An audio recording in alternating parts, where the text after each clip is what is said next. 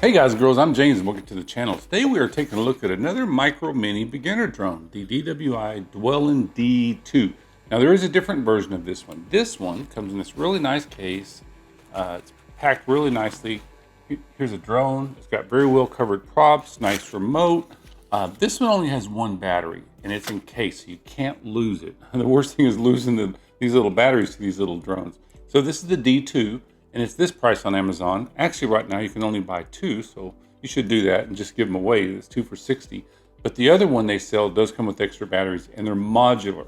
So if you're thinking about buying a little micro mini drone as a beginner drone, congratulations. If you've bought this one, I'll show you how to operate it and how it flies. But if you're thinking about buying this one, is this one of the good ones out there? Guys, there's some really good little mini drones out there.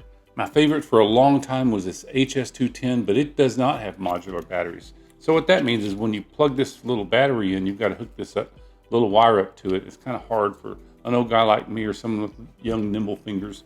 But this one has modular batteries. This is a Holytone 330. It's fantastic. So how does it stack up against this one? Does it fly as good? Because flying is really important to understand how a drone flies. Most people say, James, I want a real drone. Well, most people that go out and they want to buy a real drone without knowing the orientation of the controls, they come home with something like this and they think drones are stupid and it's not for them. If your son wants to be a race car driver, you don't go buy him a race car. You teach him how to drive first. Though the same thing with these drones. And what's so cool is the controller on this works the same way as a big drone. So if you're flying this drone, it's going to pitch forward and back. It's going to yaw left and right, roll left and right, and go up and down just like a big drone. So it takes that anxiety away the first time you put a big drone up in the air because it's kind of scary. But if your subconscious has a skill set to fly this, it's going to make flying the big drone much easier. So let's go put this one up in the air and I'll fly it. Then I'll sit down and kind of go over the functions of the remote and show you how it works and everything. And then I'll sit down with my final review and see how it stacks up against these other micro mini drones. So let's go put her up in the air. All right, there's absolutely no wind. I would normally say don't fly a mini drone outside, but there's no wind whatsoever. All right, so press unlock, take off.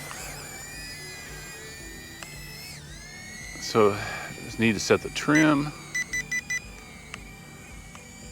Seems like I have to set the trim every time I take off on this drone. See how it won't hold position? All right, so there's speed, here's speed 1. It's really slow, which is good, very good. Sometimes in mini drones, the slow is actually too fast. You want a really slow speed on speed 1. So this is really slow, which is good. I like the lights, love the color. All right, speed 2. It's gonna be a little bit faster. Still not really fast, that's not bad. Here's speed 3. Woo! Woo! All right, cool. All right, so you always want to turn the drone on first before you turn on the remote so you can get it to bind and go up and down. And you see it's flashing, and then it'll stop flashing. Then you can unlock the motors. If you do that any other way, it won't work. So when you hit unlock, it's going to take off. It's going to be in speed 1. Yeah, see, every time, this drives me nuts. Every time I take off, I have to set the trim. You shouldn't have to do that. See, I can't even get it to, I mean, it flies okay, but you shouldn't have to set the trim every time you take off. Maybe it's just the one I got. There we go. All right.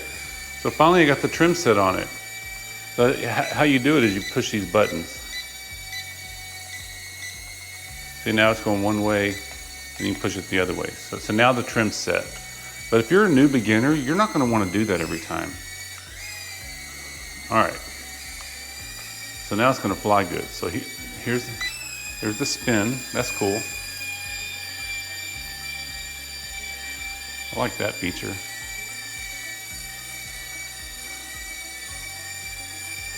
And then a long press, it does the circle. That's kind of cool. All right. And then See, this automatic land doesn't work either.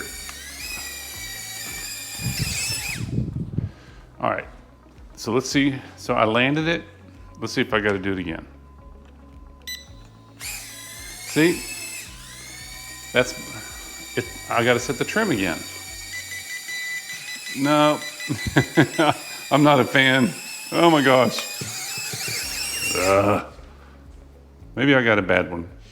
All right, guys, let me start out by saying, look at this cool little case this thing comes in. Comes with a nice handle, good zipper, really well built. I like the materials that it's made of. It has a pouch to keep your charger and your extra props, so the drone fits really nicely in there.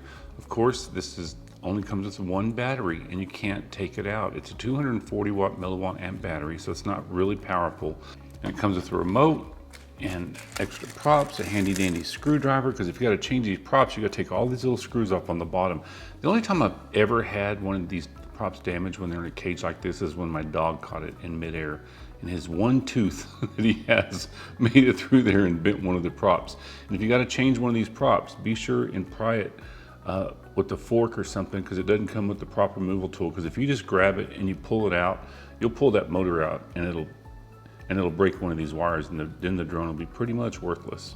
There's only a few things on the drone. You got a light in the front, and it'll start blinking at you when the battery's going dead. You get about 7 to 8 minutes of flight time. It takes about 30 minutes to charge the battery, and you just plug it in right here. The light will be red, and it'll go out when it's done charging, and then you turn the drone on right here. So the fact that it only has one battery is kind of a negative and kind of a plus if you're a beginner, because like the Holytone 330, which is one of my favorite little mini drones, it does have a modular battery, so it's easy to pop the battery on and off. But to me, the best flying little mini drone is a Holystone HS210, and it comes with 3 batteries, but you got to slide it in, and then you got to fit that little wire in there. And if you got little hands, or you're an old guy like me, that's not real simple each time, but this thing flies amazing. So these all have ducted props, and these props are completely covered. If you want a drone, to me the best drone in this mini class as a camera is this HS430, of course, but the props aren't covered. And if you get these props in a bind, it'll burn up these little brushed motors. So that's why it's so important to learn the orientation of a drone on something like this, where it's completely covered. The anxiety of crashing a drone, the fear's gone. It's even got really nice rubber stops on the bottom, which none of these other drones do, so it helps it land a little bit soft. So on the remote, it does take 3 AAAs in the back. There's no antenna. It's a 2.4 gigahertz. Right here's your speed, so as soon as you take off and you're learning and you want to advance in your speeds, you turn it on right here and you'll hear the speeds. It's 1, and it'll have 2 beeps and 3 beeps. This is to do flips. Usually I don't like doing flips with mini drones, but it's not going to hurt this little drone to do flips in it. You really can't damage it. On here's your trim buttons.